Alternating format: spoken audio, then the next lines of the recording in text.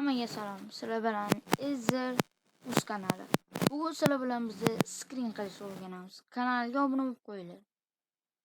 Videoga ham like bosib qo'yinglar. Xo'p, birinchi nima? Usul.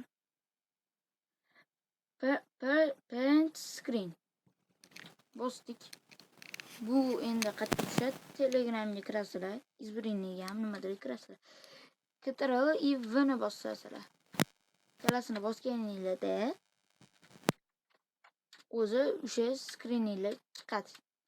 Endi menga yoqadigan usullardan bittasi Windows Shift oddiy o'zbekchasini bosasizlar. Mana shunaqa paydo bo'ladi.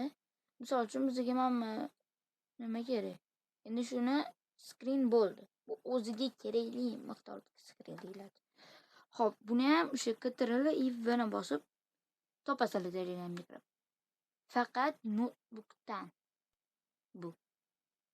Notebooklar uchun. Tak, endi bittanisini o'rgatmoqchiman, bu screen emas, lekin sizlar kerak narsa. Hop, birinchisi qanaqa?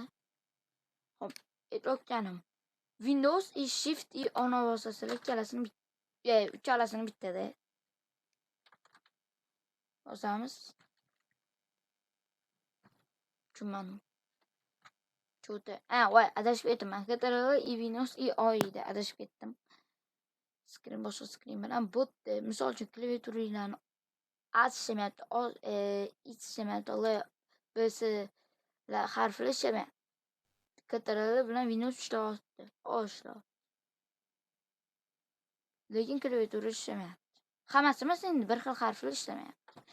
Xuddi shu Ctrl и Windows и ona bossanglar, mana shu klaviatura paydo bo'ladi. Mishkada yozib o'tiraverasizlar.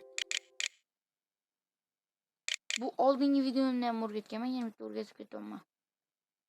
Xo'p. Hammaga rahmat. Video zo'r chiqdimi? O'shanisini yozib qoldiringlar. Keyin videoga like bosib qo'yinglar, kanalga obuna bo'lib qo'yinglar. Rahmat.